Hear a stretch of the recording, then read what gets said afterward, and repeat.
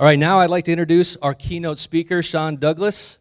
Sean is the CFO of Providence Physician Enterprise Operations in Eastern Washington and Montana, and oversees the financial performance of the largest medical group in Eastern Washington.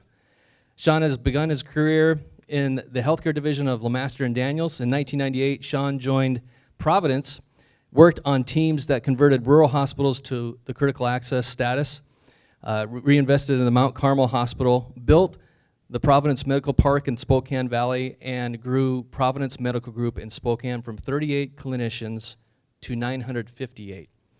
Sean, it's all yours. Come take it away.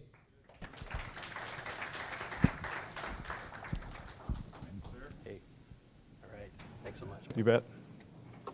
Yes. Yeah, they got me mic'd, I think. Can you hear me? Good. Well, thank you. Good morning. I sat in these chairs in my 20s and 30s, so this is a bit like coming home. So shout out to Jason for a phone call he and I had and kind of connected some dots, and then to Jesse, who kind of closed the deal to get me to come speak here today. I do see some folks I remember, Greg and Rick. I see some, Jesse, obviously, some members when I was back in this years ago. It's quite a leadership formation place. You are in the right spot.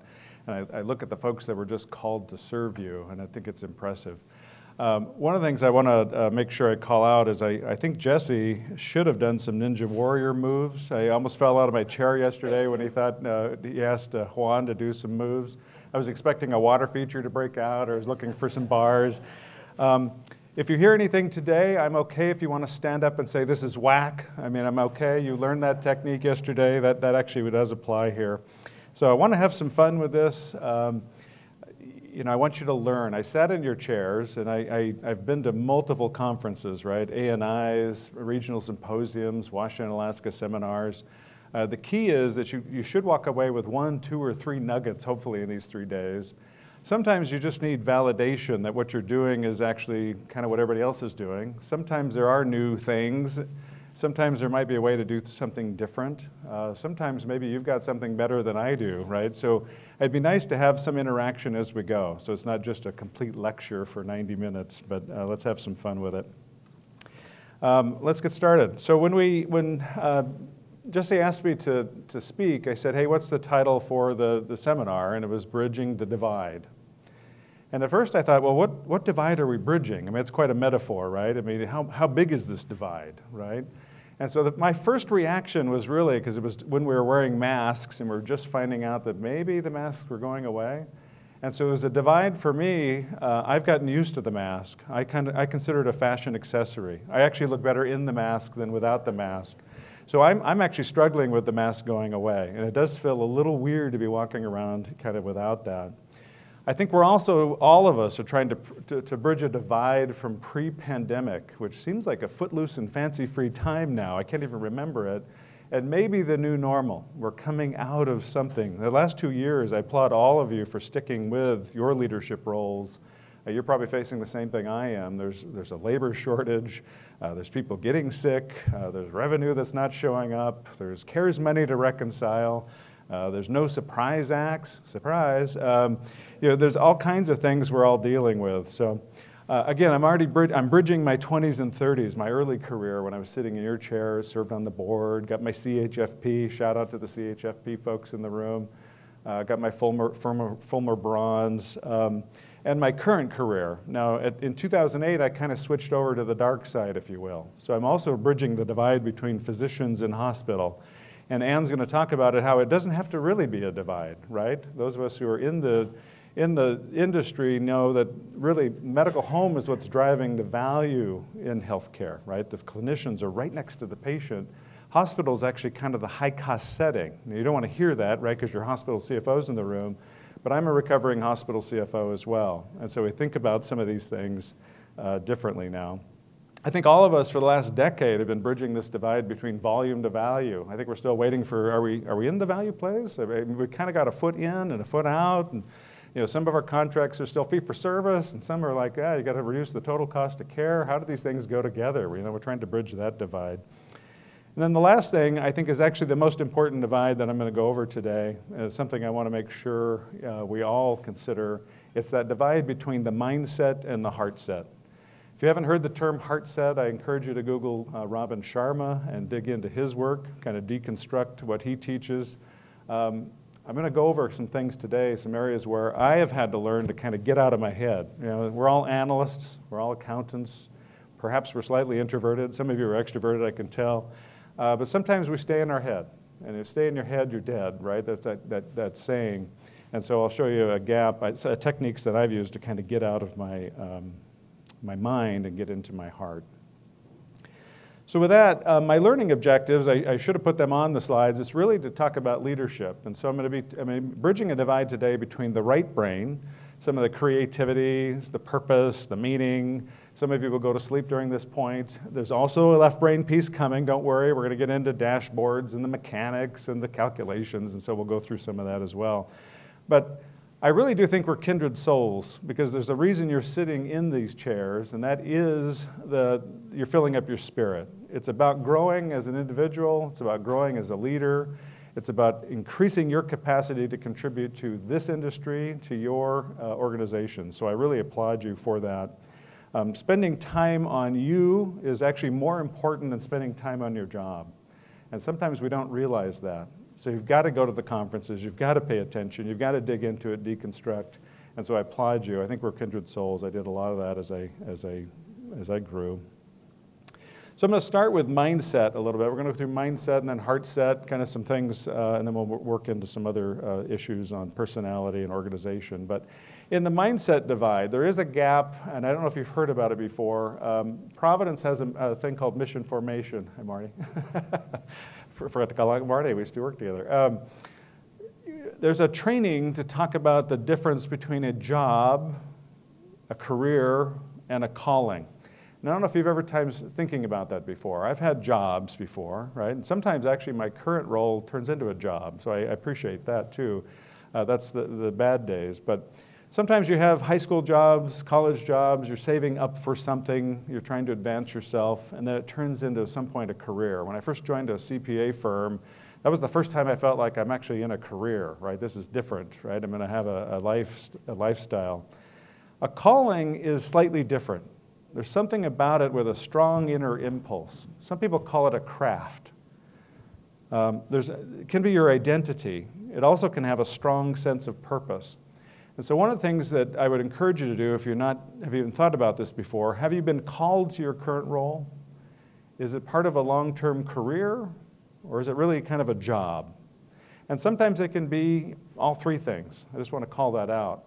But as you're coaching your staff in particular, I've got some staff who, we talk about meaning and calling and all that stuff, and they call it the right brain foo-foo stuff, right? Don't bother me with that. They're clearly kind of in that job space, right? Some of them it's their first job right out of college. They haven't thought about things the way you're thinking about it. The very fact you're here, you're at least probably in the career space. Perhaps some of you have been called to what you're doing. I would say the folks that just came up here have been called to serve you, and that's very impressive, right? I think we have to applaud that. Perhaps you've been called to something, and I hope it's something beyond yourself. I think the second area is this gap between curiosities, passions, and purpose. If anybody's heard of Stephen Kotler, I'd be another person I'd Google, kind of dig into his information. One of the things that happened, and again, I'm sharing some very personal stuff here. I'm not trying to kind of just use me as an example, but I'm saying, hey, I'm my own best client, but we can use some of these techniques with our staff. But one of the exercises I want to do here, and I'll ask you to do it here in a second, is to think about what your curiosities are, because it leads to helping out what life's purpose is for you. I think we kind of go through life and kind of wonder, why am I here? What am I doing? Is this actually what I've been called to do? Am I actually enjoying this? And I think one of the things to break down is kind of what are your curiosities? And what I mean by that is if you open your iPad and you hit the news feed and you start scrolling, what are those articles that actually capture your interest? What are the ones you read? Where do you spend your time? For me, I kind of realized, that astronomy section, I read every one of those, right? I realized, well, geez, I've got 2 telescopes. I've had an astronomy subscription. I didn't really even know it was a curiosity of mine. I can remember back when I was 8 years old being interested in astronomy. Now, how does that fit with accounting? I have no idea. Perhaps, the constellations, who knows. But If you think about all of your interests, though, what are they? What are those curiosities? It's much easier to start talking about those than to go, what's my life's purpose? So one of the things I would ask you right now, you've got a kind of a list on here. I've got astronomy, family, golf, parenting, soccer. What are some of your curiosities? If you wouldn't mind taking about a minute, I'm just going to give you a second. Write down 3 to 5 curiosities that you have. Where do you spend your time looking? If you're on the Instagram feed, what are those videos you watch? God help you if you're on Facebook, right? That thing, it takes an hour of your time to get caught up in those videos. But what are some of your curiosities? Are you into golfing? I mean, I assume most of you in here are into accounting. I had an interest in drumming. I've been a drummer since I was about 8. I'll show you in a second how some of that connects. You do see Def Leppard up here. Yes, I went off to college in the fall of '87 when the album Hysteria came out. I joined a fraternity, University of Washington. It was Hysteria. You can fill in the rest there. Healthcare. I hope you're interested in healthcare. If not, right, if there's no curiosity there, it's possible you're not passionate about even being in this industry. I'm guessing most of you are. You wouldn't be here. So the exercise really is to take about a half hour, and one of the things I would recommend to you, I have an executive coach, and so I have a weekly accountability call on Wednesdays. Does anybody have an executive coach or have had one in the past? A couple? I really recommend it. When you get into leadership, it's kind of hard to really find somebody to talk to sometimes, right? And it's nice having an organization, hopefully, that would fund an executive coach for you, but having somebody to kind of bounce some ideas off is great. And so one of the things that happened to me is my coach kind of, gotten to know me over time, and he realized, hey, there's kind of a connection, some intersections here between some of the things that you're curious about. Accounting, drumming, and a sense of order and social justice kind of go together. And I said, well, what do you mean? And he said, where multiple curiosities intersect, you start to find your passions, right? And passion and showing up all the time, perseverance is where you've got grit. And so passions lead, of course, to your life's purpose. And so for me, my curiosities for drumming, a cadence, a sense of order, the rhythm of business has kind of led to my passion as a healthcare CFO. And that's where you realize you've got a calling for it. It's kind of your life's purpose. You're curious about the topics, so you're okay spending time there. It's not a job. It's not something I do from 8 to 5 and then I don't think about it the rest of the time. Unfortunately for me, it becomes your identity. Now the problem with that is you have to be good at setting some boundaries, otherwise you're doing it all the time and you have no other interests. And that's why it's good to go through and have curiosities and make sure you're spending time golfing with family, etc. For me, my purpose gets coupled with the mission of expressing God's love. That's being steadfast and serving all, especially the poor and vulnerable. That's Providence's mission. And so my purpose and mission kind of goes together. Now the reality is, and I'll talk about it here in a second, if my job or my career were perhaps to stall and go away, since I have a calling, I don't think I'd crumble to pieces. I'm going to show you in a second when I did, right? It's when I didn't know what my calling was, didn't know what my purpose was. I was actually doing things for the wrong reason. I was doing it for financial reasons. The other reason I have Rick Allen on here, Rick is, of course, the drummer for Def Leppard. Does everybody know he is a drummer with actually one arm? There's something pretty impressive about somebody. Can you imagine the grit and the passion that it would take to be a professional drummer in a band, I'm sure making millions at the time, and New Year's Eve of 1984 being in a massive car wreck and losing an arm, and you're a drummer. Now, having been a drummer, I can't imagine what it would take to figure out how to make the same sounds with 3 limbs that you were with 4. I don't think I could do it. The very fact that his bandmates actually said, let's do this thing, and gave him the opportunity to do that is impressive too. I think what's more impressive about Rick is that he's actually using that event to help wounded warriors, right? He's got the Raven Drum Foundation, spends times with folks that come back who've lost a limb to show them the possibilities. I think that shows that maybe that's what his purpose is. I'm pretty sure he wouldn't go back and have that crash again.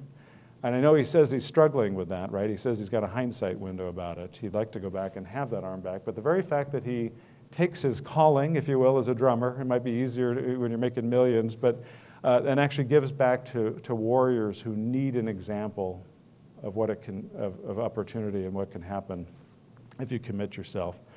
He's one of my heroes, actually, because of it. And if you've ever been to a concert and you watch him in the back and you wonder how on earth is he doing a drum solo like that. And so for me, too, as a drummer, I'm okay with a role, and perhaps you are too as a CFO, because I keep the cadence for the organization, right? I don't have to be the lead singer. If you call on me, I will do a drum solo. I'll make it as beautiful as possible, but the rest of the time, I'm in the back just kind of keeping time. I will increase my tempo if I feel like I need to. I will increase my volume if I have to. I'll slow down. Perhaps I'll even stop playing and just let the lead singer continue a cappella. And that's what my role and purpose is in my organization, and it kind of resonates with me. And so I did that because I thought of my curiosities and I saw where they blend. I hope you spend time doing something like that as well. Now, one of the things we have to do is, of course, stand guard. As leaders, we have to stand guard to our mind. You know, I could sit up here and talk about entertainment, right? Has anybody seen the Reacher series? Season 4, Part 1 of Ozark? I mean, come on, hello? Billions, I don't know if you're a Billions fan. I just saw a trailer, I think, for Better Call Saul's coming out. I mean, God bless him, his heart attack. We could spend a ton of time in entertainment, we probably should, but the very fact you're here means you're spending time on education, bettering yourself, and that's kind of the first piece of leadership, is making sure you're growing and developing. We're also deletion creatures, right? We delete, distort, generalize, and forget. And I thought Juan was right on yesterday. There's a study out of the University of Maryland who says that we have 80% of our thoughts every day are negative, right? He talked about that negative self-talk, changing your playlist. 95% of those thoughts are actually repetitive. They're the same damn thoughts we had yesterday, right? So Juan was right on. You got to change that playlist somehow. And I'll show you another way that I kind of cultivate and do that. As we get into leadership, sometimes we dabble in certain topics, right? And if we dabble a little bit too deep and we don't really know what we're doing, the next thing you know, we're stressing about it, right? We're stressing. We're not spending enough time to become masters. I think each of you are being called to become masters of various topics in your industry, in your roles, in your organization. So don't be a dabbler. Spend time in it. I think you're doing that and nurturing yourself. But when you're coaching your team, try and think through what they're dabbling in, right? Because they like to dabble, they like the projects, but how are they becoming masters? Help them in their mastery, having growth plans, etc. The easiest way to really move ahead too as a leader is making sure you have proximity, right? Proximity is power. I've been lucky. I've worked at Providence now about 24 years. I have worked with some of the, I think, the best leaders in the healthcare industry, right? People that just impress you, kind of stretch you, kind of push you up to that next level. I've also had the executive coach. I do consider that. I also think, and I added the word connect here because of Juan yesterday, but this is the best place to network, right? To connect with each other. To know that I can pick up the phone and call Jesse and say, hey, how's this working at the polyclinic, right? Or I can pick up Marnie. Well, we're competitors, but I'll still call you, right? How are things going at her organization? That's very helpful. That's what this industry is for. That's what this group is for. So you're in the right place for that. I do consider the coach is kind of the main thing I think you would take from that slide. I want to switch a little bit to heart set. And I have a couple pictures on here. I did get permission to use this, by the way, but I want to point this out. I'm only to introduce you to one of my key mentors. His name is Kirk Robotham. He's the gentleman on the right side. On the left side, we were snapping a picture, right? I tend to use my phone a lot, right? I'll show you why here in a second. Kathy Tarkon is the gal in the glasses. She's the chief operating officer of our Spokane operation. Ann Ryder is the gal in the middle, and she is leaving Spokane at this point, and she's becoming the executive assistant for the CFO of the entire system, right? She's moving on up, moving over here to Renton, actually. And so we took a picture real quick, wanted to remember the moment. She was in the foxhole with us. The foxhole experience is what I call the CFO, CEO, COO, kind of the administrative team that you're on. Within about 10 seconds of taking that picture, the next thing you know, Kirk Robotham comes sliding down the hall, right? So we had to take it over again. But if you'll notice something, on the left side, I consider the smiles good. They're probably a level 7, 8, right, out of 10. On the right, they're 10 plus. And the only difference there is a gentleman named Kirk Robotham. And that's the kind of mentor he is. Somebody that could walk in a room and kind of lift the spirits of the place. And that's what we're all hopefully striving for, right? We want to be that person. Sometimes we're CF no's, and sometimes we have to be the person that says no. And so it's hard to be that person sometimes. But that's what we want. And Kirk is just somebody that's just really helped all of us by lifting us up. And the reason I introduced you to Kirk is this. Back in 2015, I'm not sure why. I think I remember the popular culture was talking about how you should capture, the 3 things a day you're grateful for. Does everybody remember this? I mean, it was kind of going on. I think I was avoiding it for some reason. And then Oprah got involved, and I think there was a big book and a big push, and I thought, all right, I guess I got to try this. So I see back in my Day One journal. By the way, Day One is kind of the app I use. Does anybody have a Day One journal? It's the only app I actually have a subscription to, and I'll tell you why in a second. Looks like nobody else is using Day One. Maybe I encourage you. I started in 2016. I actually got to the end of 2015. I was kind of dabbling in it, again, being a dabbler. I decided January 1st, 2016, for 90 days, I was just going to capture the 3 things I was grateful for every day. Thought, I'm just going to try this. And so in the middle there, you kind of see Day One, it's kind of cool. It kind of summarizes your entries and all that kind of thing. But I started capturing it. And I got to the end of March, and I realized I had 270 things I was grateful for. Now, some of those might have been duplicated. I'm sure my wife Barbara's in there multiple times, and my children. I tried not to duplicate, but I really wanted to vibrate with the fact that there was 270 things I was grateful for, and I was. And so what happened was, I did a reflection at the administrative team. At Providence, we start all of our meetings with a reflection, right? And it helps center ourselves. So we're thinking about the mission and values. So I did a reflection on gratitude. I kind of showed, hey, this is what I'm doing. I listened to this guy named Jim Rohn, by the way. He says a life worth living is a life worth recording. So I've always had this pressure to have a journal, right? Jim Rohn died, and he had a massive number of journals in his library. What a gift to a family, right, to have those things. There's some ancestors in my life I'd really like to know. I mean, I wonder what they were thinking when they bought their first house or when they had their first kid. And all the things that you and I are going through, I'd love to have a chat with my grandfather. He's not here. There's no journal to read. What a gift to actually have a journal to provide a family. What a family treasure.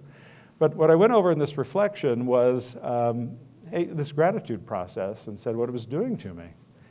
And so, as things go, you do a reflection, just like I do a presentation here. I'm not sure if the student is in the room right now. The teacher's here. I don't know if the student shows up, right? Sometimes that happens. I'm pretty sure they said thank you, but it was one of those reflections where it's like, geez, did that go over well? I don't know.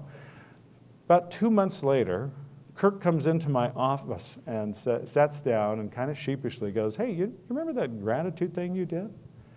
And at first I went, wow, he actually was paying attention. Yeah, he says, well, I've been doing it. And did you ever notice that around 10 a.m., if something good happens, you kind of go, there's one of my 3. There's only 2 more left today. And I thought, wow, this guy's actually doing it. And the other thing he said is it actually turns you into a good finder. And I think that's the biggest thing, right? As I walk around and go, well, we've got a 7% first pass denial rate. What are we doing about it, right? I want that under 5. The reality is we have a 93% clean claim rate. We're not really celebrating that part, right? There's all those things in our lives that we're working on that we can kind of flip a little bit.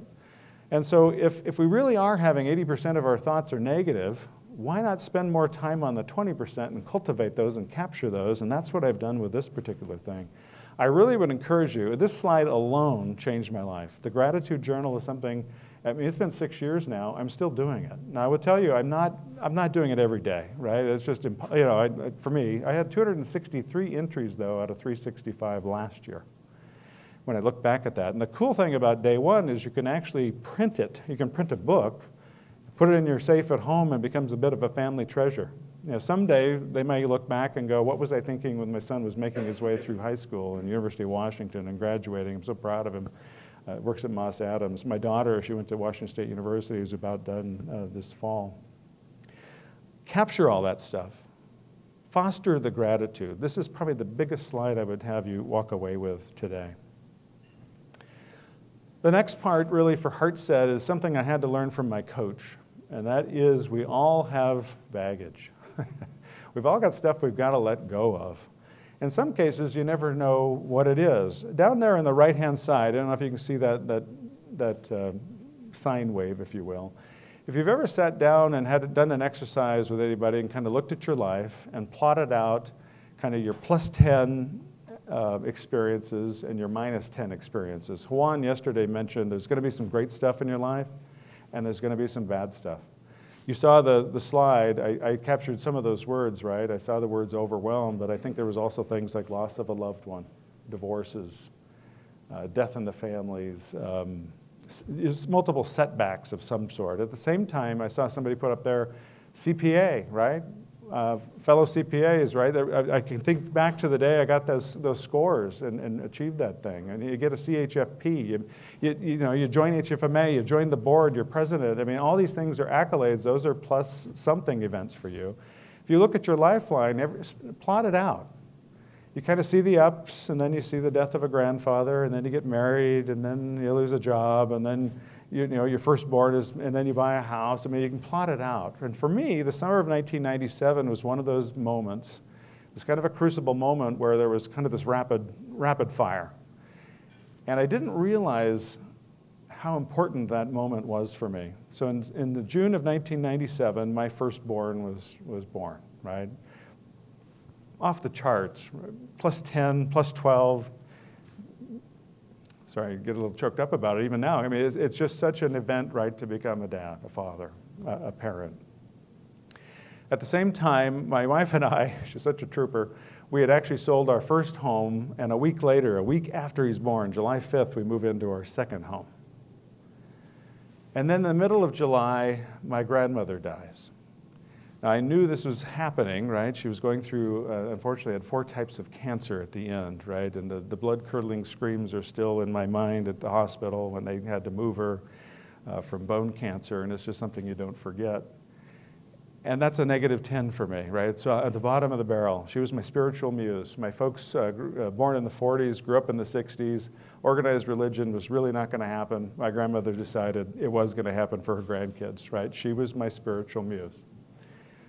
And she passed away. And then about 3 weeks after that, I got called into an office, and they say, hey, the franchise opportunities didn't go through. We're going to have to let you go. We're going to have to let you go. It's like, how did I get here? I've got a third mouth to feed. I got a big fat promise of a new mortgage on a second house. I thought I was on top of the world, and boom, there it's gone. Now, there's a scale, and I can't remember what the name of it is. It's in psychiatry, where there's too many events in a short period of window. It can become a chaotic, chaos event. For me, I didn't break, but I realized for the next decade of my life, that was fuel for me. That's when we went back to Washington State University and got the MHPA. That's when I got the CHFP. That's when I doubled down on all this stuff, and probably for the wrong reasons, but it was a fuel for me to go, that is never going to happen to me again. And maybe we all need those moments, those crucible moments. I don't know, but I had to let that go.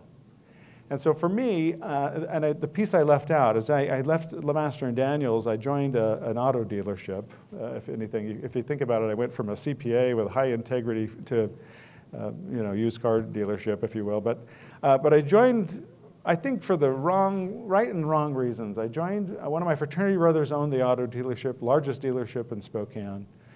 And he was a friend, right? They also doubled my salary, right? So he took the job for the wrong reason right there. If I think back, that was a bad move. But what happened is my coach decided to say, hey, that had to happen in order for you to be where you are today. It's like, talk about flipping that on your head. And so another name to Google would be Eric Edmeades. If you haven't heard his speech on hindsight window, I highly encourage it. He's actually hilarious. Eric Edmeades is his name. The hindsight window is actually the time it takes from something that very negative happens till you realize it actually was a moment of grace. That had to happen or you would not have achieved what you're doing now. And so for me, I carried around that forever, right? And so it was so beautiful when I could meet. In fact, it strained my relationship with my fraternity brother, right? But it was beautiful where I could take him to dinner one time and I let him go as well. And I realized you could just see his body release we were strained after that event, right? You fire your friend, I mean, come on. But for him, once he heard that I was okay with it, that was a moment of grace that had to happen because there was some other calling for me. There was a calling to providence.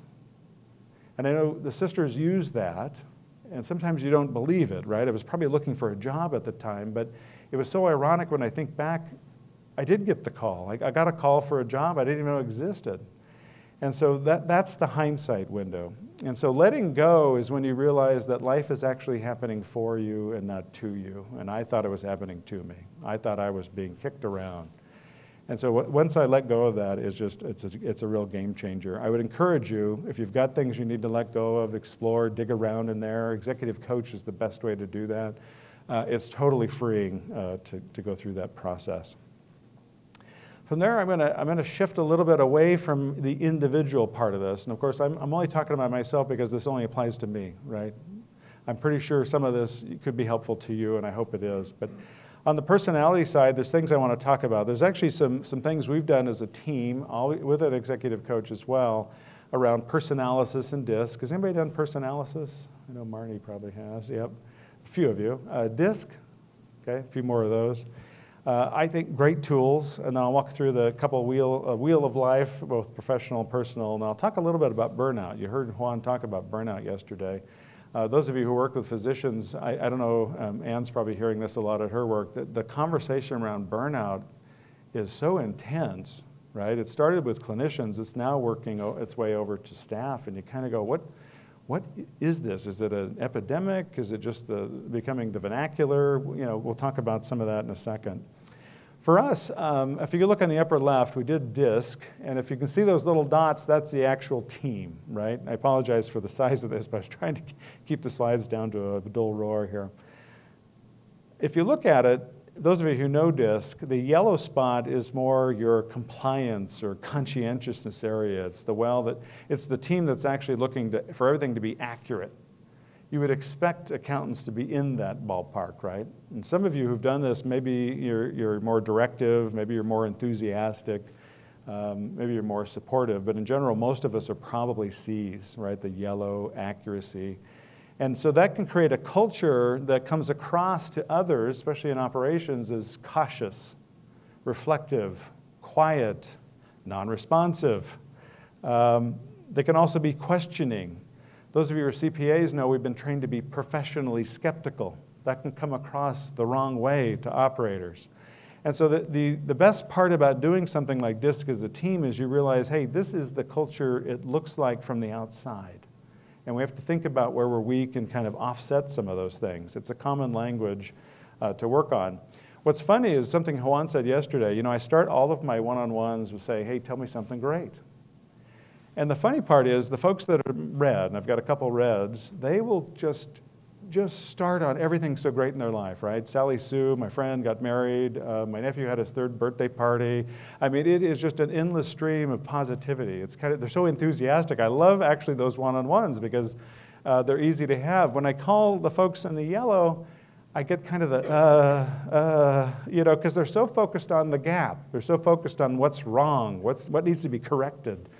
And that's school for thought, right? Accountants, we tend to be in that spot. So if we don't have an active cultivation of gratitude, as I just went over, sometimes I think we get stuck in that as well. There's always what's wrong is always available, but so is what's right. So why not focus on some of that?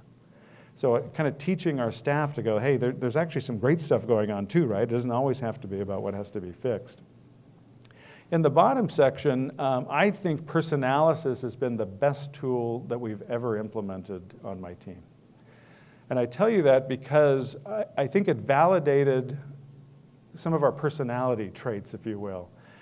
For me, I don't know if you know the quadrants, but the green section is what I call kind of the data quadrant. Of course, CPAs probably are there, right? You've got to bring, if you want me to make a decision, I've got to have the data that goes with it. I can't just be called into a meeting and says, hey, we got to act and let's go with our gut and all that. That just doesn't resonate with me, right? I need some time. The blue section is kind of what I call the meaning, the purpose, the why we're doing it. So for me, I start with data, I then move to why, and then I will act.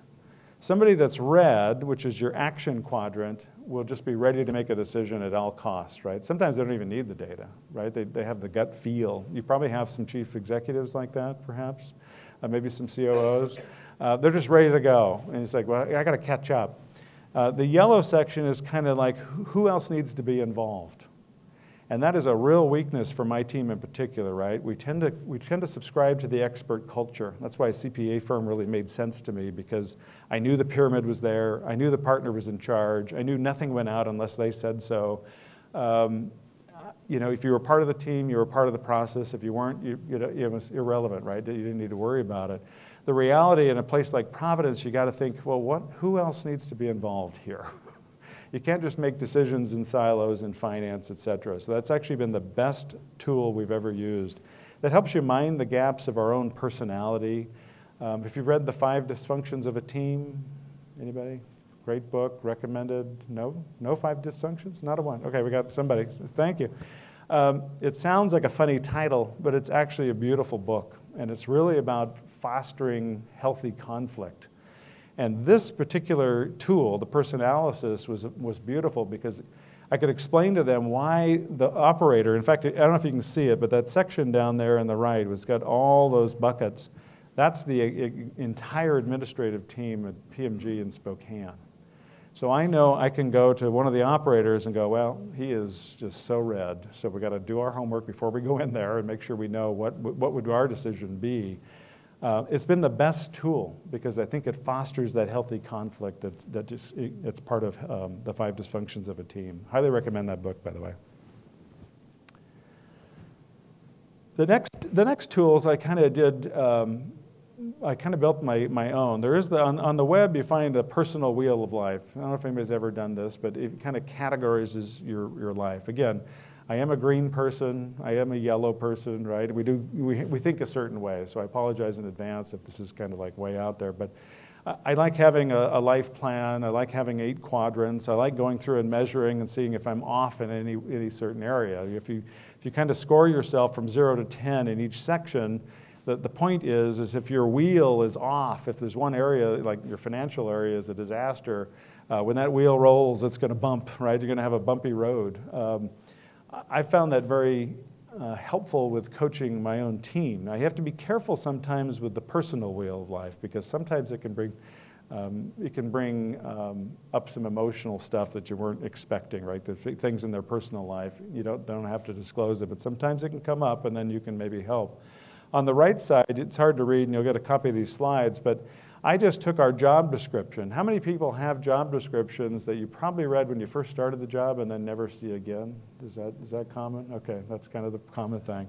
So for my team, it was like, well, let's take the job description and create those 8 categories, right? And so they score themselves on things like, hey, do you feel like a revenue cycle expert, right? Where are you at on 0 to 10? Somebody says 1, you realize, hey, over the next year, your growth plan would be to spend time in revenue cycle. Let's give him a couple projects in that. How do you feel about clinician compensation systems, right? If you're a master at it, level 10, then maybe I need you teaching other folks.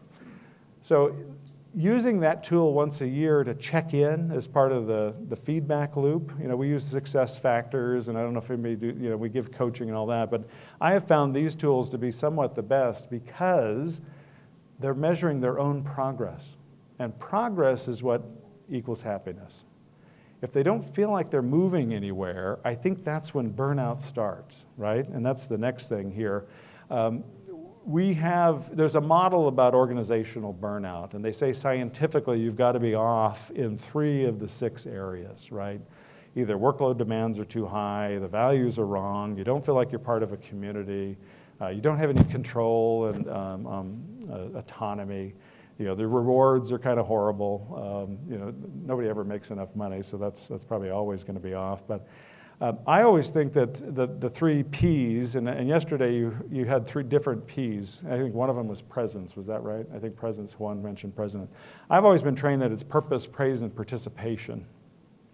Over time, I realized there's a 4th P, and I think that's progress. I think people need to feel like they're moving forward, and I think that's how you avoid burnout.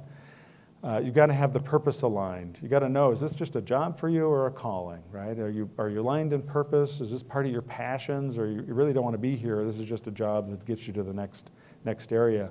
I would add probably the fifth P here is probably presence. It felt good to be present with somebody yesterday and kind of talking about their world. I don't know about you, it's been a while, right? We do everything on Teams now. All of my team is remote. You know, it feels like we're connecting. Sometimes they don't even like turning their cameras on because they're the introvert types. But maybe it's purpose, praise, participation, progress, and presence. Maybe that's the 5 Ps. Maybe we all commit to those today. But I think the goal here is to try and avoid burnout. I always get surprised when clinicians who I think have been called to what they're doing are talking about burnout. It just doesn't really resonate with me. Now, I always feel bad. There's physicians on our team who spend, a decade learning to become a physician. And they had to make that decision when they were 18, right? Because you really have to apply yourself in your undergrad rule or you're not getting into college. And then they get to the job and kind of wonder, geez, is this all there is? You know, I feel bad about that because next thing you know, they've got a mortgage in school debt and a real mortgage for a house, and then they start talking about burnout. It's like they're kind of stuck. So let me shift gears on you a little bit. I'm going to close out the right brain, and we're going to move over to the left brain. So those of you who've been hanging on for dashboards and KPIs and calculations, we're here now. And so one of the things I want to talk about is really a recommendation. If you don't have a conceptual framework on how you're leading your organization, I really encourage you to develop one. Now, I'm hoping you probably do. You have a way of organizing your thoughts. I think it does help establish the gap. And then also, of course, as the drummer for your organization, if that's a metaphor that fits for you, you're creating a cadence. For me, I used, there's a couple things here. I got THF and IFE up here. When I was, my daughter was about 6, I was one of those parents in the room listening to a soccer presentation about forming a team. And I realized about halfway through the presentation, they really didn't have a coach. And I knew they were looking for a parent coach. And unfortunately, my sister and brother-in-law were there and went, hey, Sean, you played soccer. You know, and unfortunately, not unfortunately, that was actually that had to happen because I spent the next 10 years of my life as a coach getting certified and all that, probably the best experience of my life. But one of the things that happened with those girls is I came up with a cadence or a mantra about teamwork, hustle, and fun, right? I thought, let's just, teamwork makes the dream work, if you're a John Maxwell fan. Hustle is just giving everything you've got. Give 110% of your gifts. Some folks are gifted at things, some are not. Soccer are all over the board. At the end of the day, though, let's have some fun with this, right? Because years from now, you're not going to remember how many games we won, but let's enjoy it. We did go on to win about 80% of our games together. I think these gals super achieved. There was a couple of them that went on to college ball, but I always had a cadence. It always fell back to teamwork, hustle, fun. At work, my team uses a mantra called IFE, Inspiring Financial Excellence. We just fall back to those words at all times. Everything we're doing is trying to inspire financial excellence. I'd really encourage you to come up with a mantra for your team. It kind of helps organize and focus. They know why they're there. Again, it goes back to purpose, making sure we understand what our roles are. In this case, too, I'm going to talk about a conceptual framework that we have for financial leadership of a physician enterprise. I think Ann's going to go into some more detail right after this. You're kind of getting the physician thing today. But I've created a flywheel. Anybody a Quint Studer fan, or you've had Quint Studer out? You're doing all his stuff? A few? Okay. I kind of borrowed the flywheel concept, so you'll see it here in a second, created a model on how we organize our thoughts. We do review our strategic portfolio of investments. We do have a scorecard for that feedback loop, and then obviously creating an operational gap map. At the end of the day, though, the principles on the right-hand side are really what's important, right? It's got to be mission-inspired, consistent, transparent. It creates critical focus, strategic insight. Again, the drummer, right? I'm focusing the team on the right things.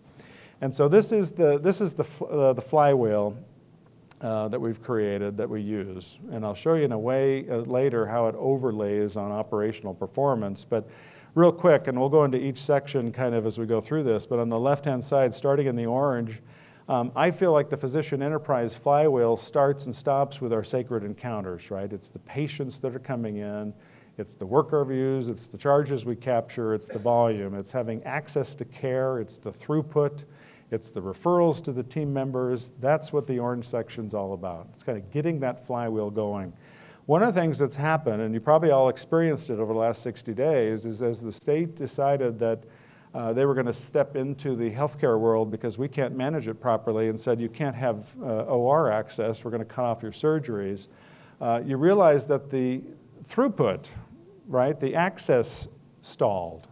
So the flywheel stalled. So what's interesting is on the physician enterprise side, we actually made budget. And that's because our surgeons are paying for that decision, right, by the state of Washington.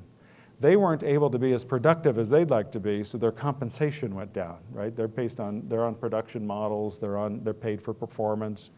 And unfortunately for our hospitals, it created a bunch of deficits. So now they're about 20 million behind budget year to date because the flywheel wasn't operating.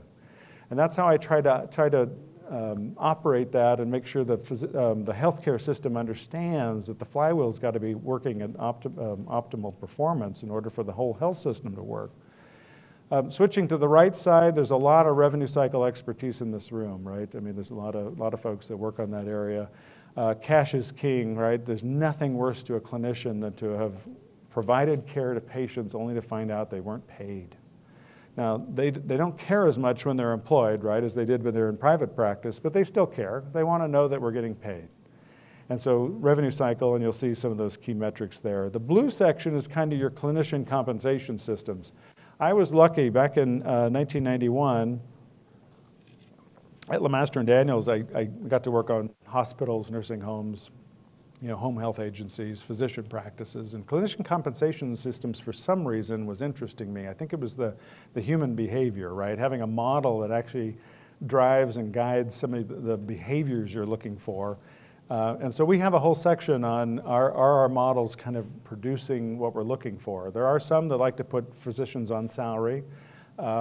There's the 1990s. Those of us who lived through the 90s remember they hired a bunch of physicians, hospitals hired a bunch of physicians, put them on salary, and then kind of wondered what happened, right? The production and the interest fell. And so you've got to have models that kind of inspire the behavior. It doesn't have to be pure production, but it has to be something different than maybe just a pure salary. Don't tell that to the Cleveland Clinic. They use salaries. And then we've got the value infrastructure, kind of the husky purple section is kind of the value area. It's kind of, is there enough footprint for your clinicians to operate? Are there enough staffing for them to get the throughput? Do we have enough investments in the population health area? Are we doing roster management? Are we doing pre-visit review of HCC codes so that we capture and optimize our RAF and our recapture rate? So that's kind of the flywheel in a nutshell around the edge, but the red bullseye in the middle is the quadruple aim, right? It's making sure that we're actually doing all of those things that are required to hit the quadruple aim, reducing the total cost of care, achieving quality scores, optimal patient experience, as well as clinician and employee experience at Providence. With that, we produce, and this is an old scorecard by definition, January 2021. I didn't want to give out too much personal stuff on our area, but we do create a scorecard by region. You can see the color coding ties to the flywheel. Operations needs continuous feedback. We all read the books early in the 1990s about the balanced scorecard, and in our case, it's still around. I'm hoping you've got something similar. But you've got to have the measures and keep track of folks. Unfortunately, there's a lot of red on this scorecard. The goal is to have a lot of green, but in general, you'll get a copy of this and you can kind of see some of the metrics we work through. Production, real quick, I think the best thing about this here is that, of course, physician enterprise is always interested in measuring work RVU, right, production. We're constantly measuring what percentile our clinicians are working at for their specialty and FTE adjusted. And so you see on the top right side, kind of a dashboard. This is at the divisional level, but it gets down to the clinician level. And you can have conversations around a clinician working at the 32nd percentile. What's the algorithm that's causing that? Is there enough footprint? Do you have enough staff for throughput? Is there enough patient demand? Are you working your FTE hours? That's always the first question, by the way. I'm batting 1,000 usually when you find out, no, I book Wednesdays because I need that off, and then I don't work Fridays. Well, yeah, but we hired you for full-time access, you know. Those conversations are hard, right? But they have to happen. And if we can create the visibility and it goes out to the physicians themselves, it's somewhat self-controlling because they're all super achievers. Nobody wants to be down at the 32nd percentile and be the person on the team not performing. In the bottom right, I would say bottom right, one of the favorite graphical presentations we had was taking the percentile of the clinicians and their third next available measure.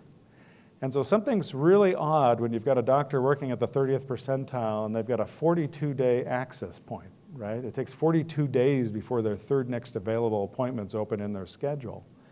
That's immediately a red flag for me to go back and say, what's going on with your schedule, right? That's when you find out the Wednesdays and the Fridays are blocked.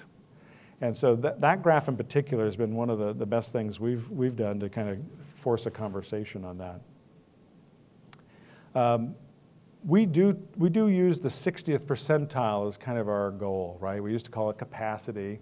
We used to put out presentations that would say, hey, what percent of the 60th are you? And somebody would feel good, right? If I'm 85% of the 60th percentile, kind of sounds like I'm getting a B+. But then you look at it from a percentile range and go, yeah, but you're at the 37th percentile, right? So we've now switched where we just kind of focus on the percentiles, right? Here's the bell curve, here's where you're at. If you're at the 37th, most of the country is kind of doing better than you are. So what is the difference, right? It's not to criticize. Again, I'm focused on the negative here, but in general, the physician enterprise has to have those conversations. And it's harder sometimes for hospital administrators to have those, especially when you're trying to fill up a hospital. On the revenue cycle side, certainly we're all focused on AR days, cash is king, compassionate collections at the time of service, making sure our days, and we call it pre-AR, making sure all that unbilled is kind of minimized. Physicians will certainly notice that part, right? Because we only give credit once it's actually posted. So if there's a bunch of stuff sitting in a work queue waiting for, WorkFuse and Epic and waiting to get posted, you find out immediately the physicians are all over you. Like, where is this stuff? Our first pass denial rates, controllable write-offs. I mean, you guys all know rev cycle, so I'm going to skip through that one a little bit. This area I get really passionate about, clinician compensation systems. We've got a couple graphical presentations on here. On the left side, for me, I can look at this is family medicine without OB. I can look at all our family medicine doctors across the region and kind of say, hey, plot me their compensation and production percentiles and how they flow with market. And I'm looking for outliers, right? What's causing some of that? Now, sometimes it takes 2 years to ramp up a new primary clinician, so you expect to see some oddities. But in general, we're kind of monitoring the ecology of our comp systems. On the right side, we have kind of a 4-quadrant analysis where up in the green section, you look for your high performers. Up in the left section, it might be somebody that's a high-cost provider. They have a large salary, but not as much production. So I need to know more about that as a CFO. What's causing some of those outcomes? Also, I want to avoid anybody in the bottom right. They could be a flight risk. There's somebody that's uber productive, but somehow not getting market compensation. So something may have been screwed up in our comp models. So that visual is very helpful for me to monitor the ecology of our comp systems. It's an area I'm kind of passionate about.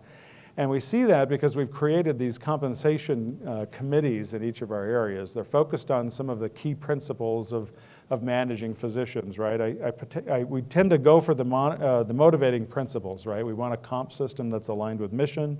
We've got to make sure it's market competitive. We recruit and retain. We want to also avoid these destructive principles. I really love this one. We're looking to avoid complex and shrouded in mystery comp models, right? There's things that sometimes happen in back offices that you weren't aware of, sometimes even as a CFO. You're trying to avoid some of those things, and that's why we created a comp committee to keep everything very transparent, make sure it's principally based, and there's a lot of conversation before we make changes. That particular thing, a comp committee, does everybody have comp committees if you have physicians? You got some? I think it's one of the most important outcomes we've actually implemented around our region. It's actually a great place for physician training as well, future physician leaders, because it's kind of mind-boggling, especially for a family medicine physician, to sit in a comp committee and look at the compensation of an orthopedic surgeon, right, working at the 90th percentile. Can kind of blow them away. It's like, wait a minute, I had the same level of training here. Yeah, I don't cut on people, but kind of inappropriate in some ways. So the last section, again, I'll just go through. I think the biggest thing about infrastructure to take away, we are using MGMA to kind of benchmark clinician staff. You know, Providence has so many things centralized, it's hard to benchmark everything. I'm not in private practice. But what I can benchmark is the clinical support that's actually at the physician side. And so we use a staff benchmarking tool to kind of make sure we have the right amount of staff there. We also look at a footprint utilization, that right-hand side, again, smaller print. You can kind of see the color coding there. If we don't have enough work reviews coming out of a certain footprint, it's almost like a retail approach. I kind of like to know why, right? Are we recruiting to fill up some space? Is there a reason this clinic maybe is a little bit too big? It's very helpful to go through that because we never have enough space until you look at this and go, we really do have enough space, right? This kind of points out, you know, are we using all of the space properly? That's probably the biggest piece. The last part in infrastructure is really the population health stuff. It's making sure we're monitoring the clinician panel, we're doing the roster management. I know most of you are probably focused on your HCC recapture rates and RAF scores, trying to make sure we're teeing up all those patients to optimize our MA payback, et cetera. It's having enough people in there that understand that stuff and all the contract varieties from capitation on down, right? Again, we're half into value or we're half not, right? But you've got to have somebody that understands the kind of the full continuum. I think Ann is going to go more deeply into this later, but one of the things we're kind of focused on is the portfolio review. You know, we're part of a health system. And as a recovering CFO of a hospital, I remember all the investments I was trying to make to kind of keep my hospital busy, right? To keep my OR filled up. And it's kind of mind-boggling to switch to the other way to say, well, no, really it's about the panel we're trying to manage, right? It's the 300,000 people we're trying to manage through this process. And oh, by the way, I really don't want them using the hospital.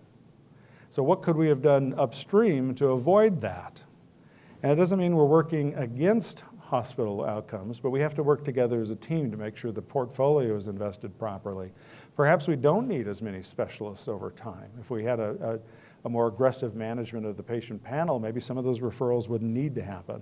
There is still care that happens, whether we like it or not, that maybe didn't need to happen.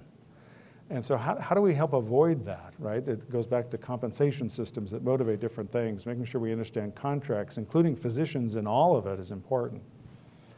So the last part, and I would say the last part of the science of achievement, you guys all know these things. It's just this is part of the process, the business cases, the productivity measurement, the value proposition. It's everything we do all day, right? And that's the science of achievement.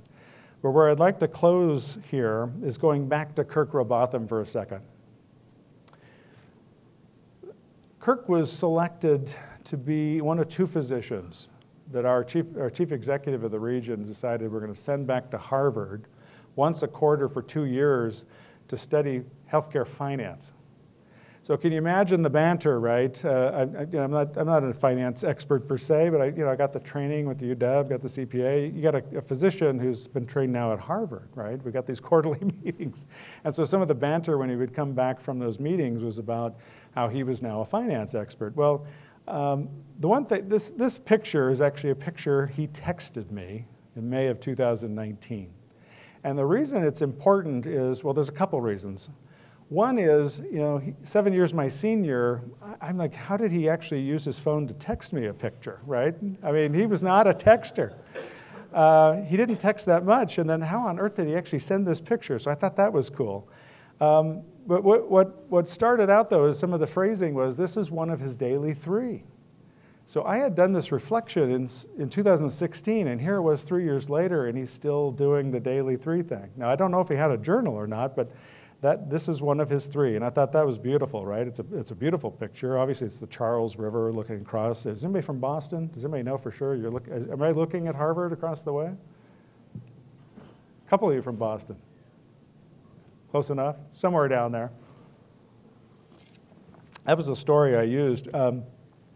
He was also giving me words of encouragement, and for some reason, I don't remember. None of us remember what we were working on, but he used words like, "Hey, stiff upper lip," and all that Churchill stuff. He was a huge Winston Churchill fan. And then he said, "KBO, keep buggering on." Now, what's funny about that, and I don't mean to offend anybody, but about a half hour later, he texted me back and said, hey, be careful using that KBO thing. It has somewhat of a vulgar translation here in America. So don't search for it at work, by the way. So I think it's like, keep moving on, right? That's the American translation. But I thought this was beautiful. He was giving me words of encouragement. He had a little bit of a humor, and he captured something that was beautiful. That's the art of fulfillment. What's also important about this particular picture is it's one of the last things he saw on earth. The next morning, he had a heart attack. And it was a widowmaker, which perhaps meant he was dead on arrival. But if you're going to have a heart attack, what better place than Boston, Massachusetts, right? They did everything possible they could. Put him on ECMO for a week and a half. We had hopes, right? But there was no brain activity. And so his wife had to fly back, and after a week and a half made the challenging decision to terminate life support. And so we lost a friend, right? And so one of the things that happened was, because I was in the foxhole experience with Kirk, if I look back now at my journal, in fact, you can sort in day one and kind of put keywords, and I put Kirk in there, and I've got like 116 entries were things that he and I were working on, or something he said that I will now treasure because he's no longer with me. But I also wrote a poem to try and ease the way of, I would say, hundreds of people at Providence who felt the same way I did. And so I'll read you just the last stanza. I won't read you the whole poem. And so with all good poetry, we must come to an end. But this one is hard because we truly lost a great friend. A text from Boston. The Charles River he was gazing upon, his final piece of wisdom, to keep buggering on. Now, I'm pretty sure Kirk didn't realize this was going to be his legacy, right? Maybe he does. I'm still wondering what the hindsight window is on this event. It was really tragic to lose a friend like this, somebody that's in the foxhole with you. I'll never forget him. But one of the things I want to close with is, if you really want to bridge the divide, mind the gap between your mindset and your heart set, between your expectations and appreciation. That's the best thing I can give you today. So find your bliss, cultivate your daily gratitude, design your fulfilling life, and keep making healthcare a better place to work. God bless. Thank you very much.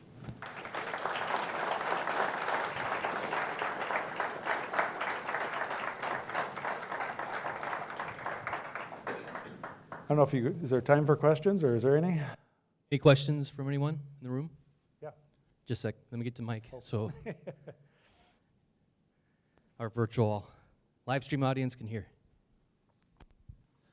Thank you again. Really appreciate your talk. You bet. When you're having that conversation with the physicians about the comp plans and the RVUs, what's that conversation look like, riding the line between production and not diminishing value of care for the patients themselves? Yeah. How does that conversation go? Well, my first reaction to you is, my role is really to bring the science to the scientists, right? So sometimes where I thought your question might be going is, I'm trying to avoid the free agency feel of employing physicians, right? Where every few months we're in there asking for more money.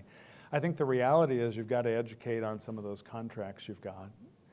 I would say there's confusion. I don't think we have a good answer, is probably the reality. I've got a capitated contract in particular with a payer, and it's really just such a small part of the population. Am I really going to walk into a physician and say, hey, practice medicine, but when you get to these particular people, this payer, I need you to kind of work a little bit different. I can't have as many referrals to specialists. I can't, so I think we're still trying to figure that out. I think at the end of the day, I've got to change the comp model, because then that will drive the behavior, but I can't really do it until, I think there's a tipping point probably for us. If more of our models were on capitation, I say it's time to make that change. I think, so I guess I'm going back to, I'm bridging the divide between volume and value. I'm still mostly in volume in Spokane, right? It's still a fee-for-service world. I think we're actually a little bit ahead in Montana, if you will, with primary care first. I've got them engaged in that. So I don't think we have it figured out, but I think it's got to always go back to the compensation model if that's responsive. Yeah. Got to include them in the process is the big thing. Marnie. Hi. Testing, testing. All right. Whoa. Hello, we're awake. Nice to see you, Sean. to Thank see you you. so much You bet. for bringing your leadership to this presentation. good to This be is here. great. So my question is, I was at a board meeting yesterday with our executives and our community board members. We talked a lot about this new breed of physicians that are up and coming, really focused on work-life balance and are just a different generation than previous physicians who, they want to leave at 4:30. And Yep. as you think about productivity and compensation, how are your physician leaders bringing that thought process to this new breed of physicians and how we can continue to deliver value? Great question. There is definitely another divide right here, right? There's a generational divide. What she's saying is absolutely true. Kirk Robotham had a saying always that Marcus Welby has died. And those of you who don't know Marcus Welby, do you know Marcus Welby? Am I aging myself? All right, I've got a few folks. The physician that's hired that's going to work all day in a clinic and round in the morning and round again at night, not happening, right? The new generation does not want anything to do with it. The problem with that sometimes is I feel like they've chosen a profession, a career, that's really not a 40-hour-a-week job. And I think sometimes we're considering everything a job, right? And as a physician, that kind of blows my mind. It's like, no, you've been chosen. You've chosen this. It's actually a calling. It's the only thing MGMA tells us, right, is it's 46 weeks worked and 6 weeks away. From there, it's kind of like, I don't know how many hours it takes a week, but I'm telling you, I think you signed up for a gig that's 40 to 60 hours a week. That's just the way it is. You're a professional, right? You're paid very well. And so we have a saying in Providence of those who have much is expected of them. And so when you're making 200, 300, 400 and up, I don't think 40 hours a week is the right answer. I mean, I think there's a conversation. I would say the elder physicians are trying to bridge that divide, but there is a reality where the new generation, and God bless them, I think I'm right there with them. I probably should have a better blend myself. I don't think we've figured this out yet, right? There is a challenge there.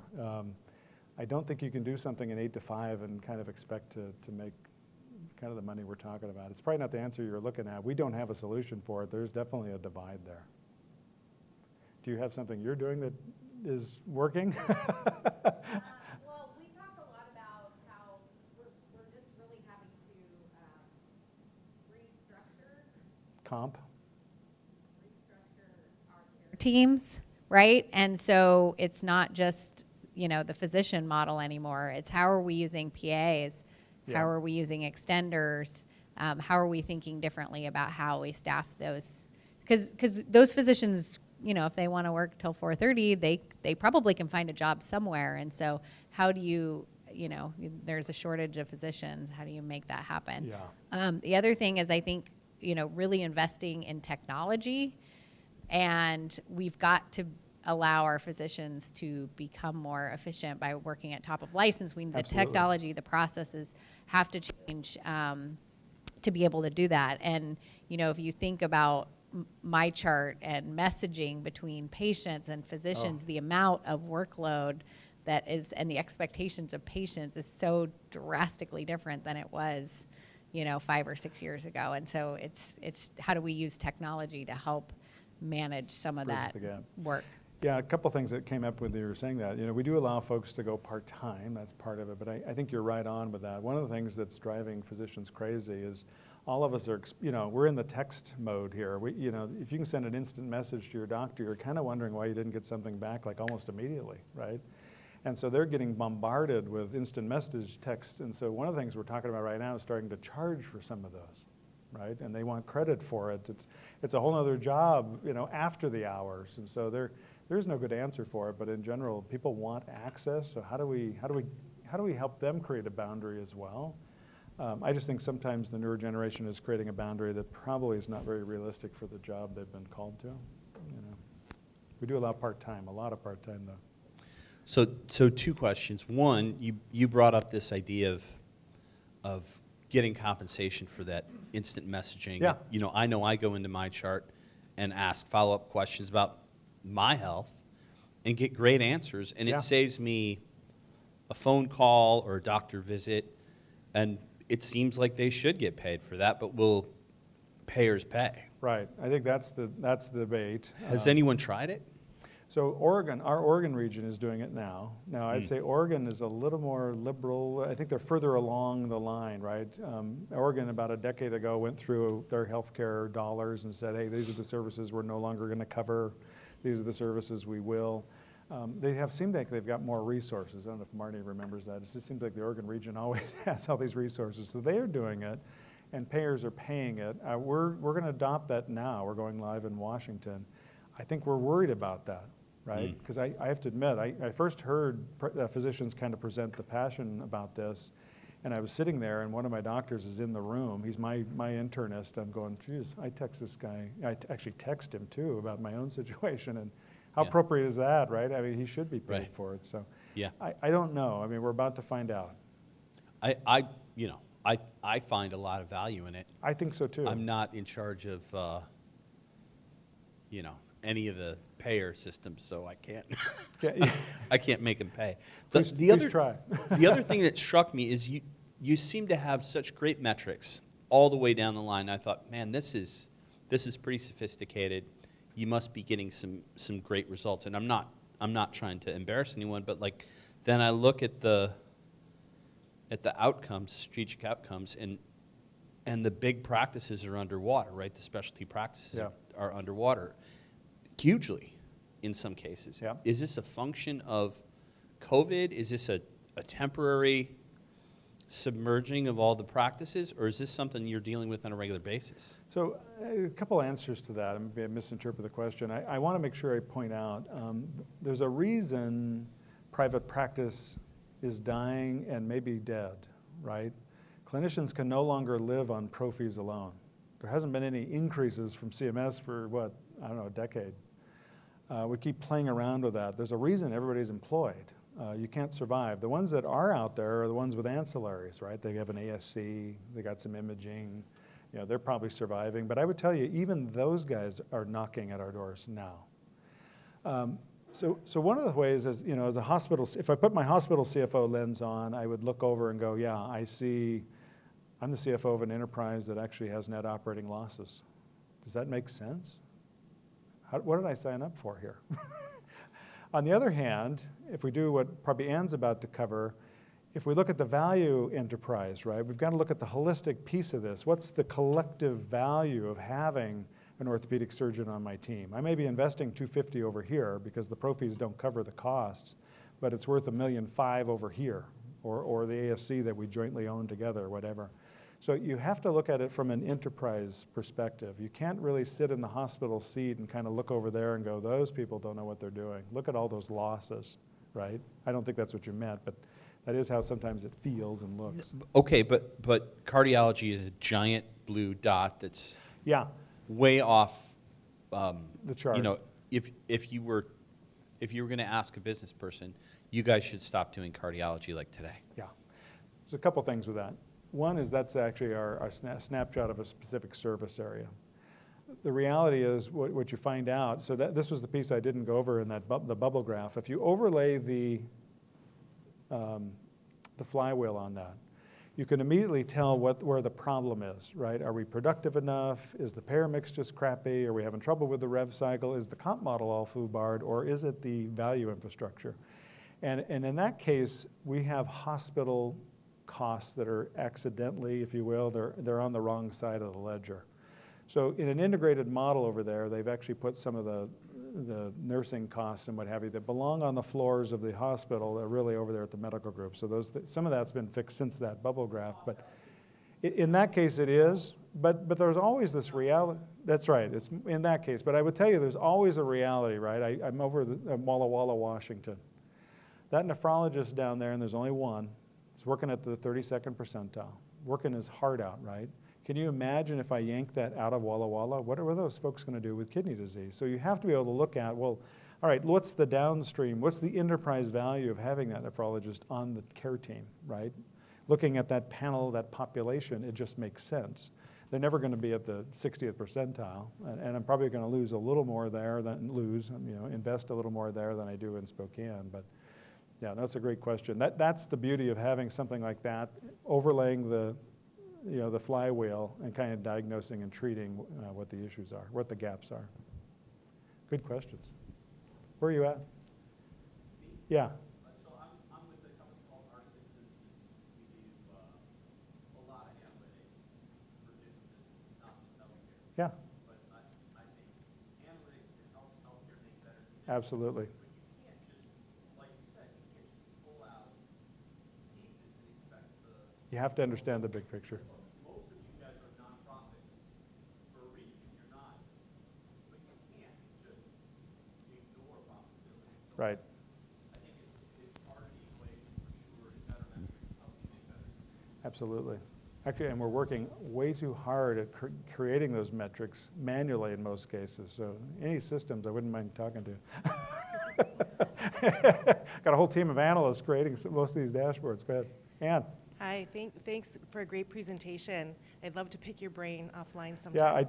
Yeah, looking forward to. Everything resonates 100%. So I wanted to share one thing that we're doing to try and achieve a little bit of work-life balance for our primary care physicians. And I'm curious if others have done something similar. We've created a central pharmacist refill service. Yeah. And so our goal is to have, in essence, 50% this year, 100% next year of refills done through these pharmacists. And then we also have done the same thing for cardiology. So it's curious if others have done something like that. You know, what's funny about that is we did try, Kirk actually brought something like that to our team. We were using farm techs at the time. We have a pharmacist kind of supervising. What was interesting is physicians sometimes are so set in their ways, they kind of like their workflow. We found it hard for them to kind of let go. I don't know if you're experiencing that or not. I think here we are 2 years later. That was a couple of years ago. I think we're going to revisit that. I mean, I think the overwhelm is significant. You know, the hours they're putting in is significant. I think it's an area where we need to keep exploring. Marnie used a term that, working at top of license, that's absolutely important, right? You've got to have a care team below where you can delegate down. Otherwise, that job is just untenable and nobody wants to stay in it anymore, right? I'm talking clinicians. Yeah, and I was just going to mention too, from a technology perspective, and great point, Marty. So we are converting to Epic, but right now we have not the very best technology, and so I think this is another way to sort of supplement and augment the physician resources. So, yeah. So when you go to Epic, memorize the word work queues. Make sure you keep track of all those work queues. You got revenue flying everywhere. So. How are we doing? Okay. Where are we at? Right here. The leprechaun. Is this working? Oh, there it is. He's spoken. With the Providence, with the large mixture of urban, suburban, and rural physicians, do the critical access hospitals tend to keep up in a productivity level, or where do they sit in the range of productivity compared to the rest of your physicians? Great question. So we do have, we've got rural health clinics up in Polson, in Tukwila, in Colville. We've got provider-based clinic actually in Polson. Rural medicine, having been a rural CFO, doesn't make sense to a lot of folks, right? And there's oftentimes not enough volume there to justify even having a hospital, and that's where the critical access hospital designation came from. I've seen that's right. We got a CH in the back here. Same thing happens on the physician side. A rural health clinic usually there's not enough volume to justify. We're certainly not hitting 60th percentile, but what's interesting is we are having, median production, et cetera. It does kind of determine your manpower, and they like having productivity incentives. And so we have seen production actually enhance, but the smaller the community, less opportunity to hit the 60th percentile. There are rural metrics in MGMA. You can slice and dice, and sometimes you see there's more dollars for less production in some specialties than others. Yeah, good question. Yep. Hi. So one of your earlier messages, just going back to that, where multiple curiosities cross, passion lies. Yeah.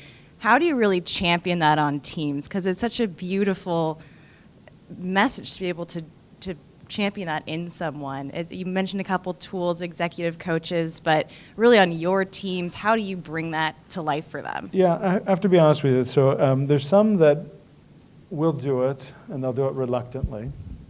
And then I've got a gentleman, he's in his early 30s, and he calls it the foo-foo stuff. Don't bother me with the foo-foo stuff, right? He's an Army guy. And then the others, I'd say, really get into it, and next thing you know, I'm learning from them, going, how did you come up with that?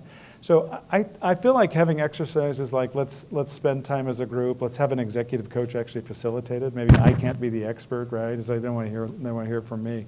Having that executive coach and actually allowing them to have a one-on-one session with the coach, and I found to be the best effort. Next thing you know, they're kind of feeling validated, and then we're moving away from just grinding away to where, man, I think I understand maybe why I'm so passionate about something, right? And maybe that's why I'm here, right? And they start to have that kind of conversation.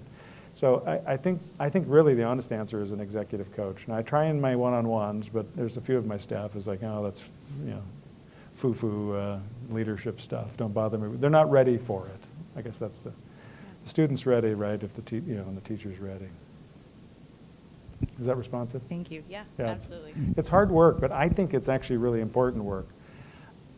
Because it's easy to have a conversation about the next business plan and the next pro forma you're trying to do, and what about this merger and acquisition, what about the new ERP we're implementing mid-year this year, Genesis, the No Surprises Act.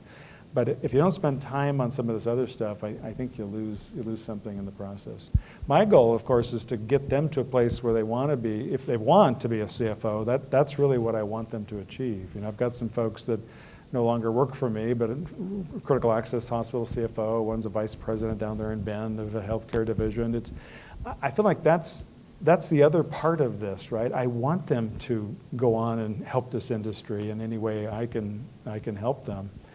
And so I think they've got to spend time on thinking through where are you at? Job, career calling, curiosities, passion, life purpose. Sometimes we don't like to talk about that. It feels a little touchy-feely, but I think you got to do it. I think a coach is really, really the helpful piece there, by the way. Good. Any other questions? Happy St. Patrick's Day. Yeah. Thank you, Sean. Thank you.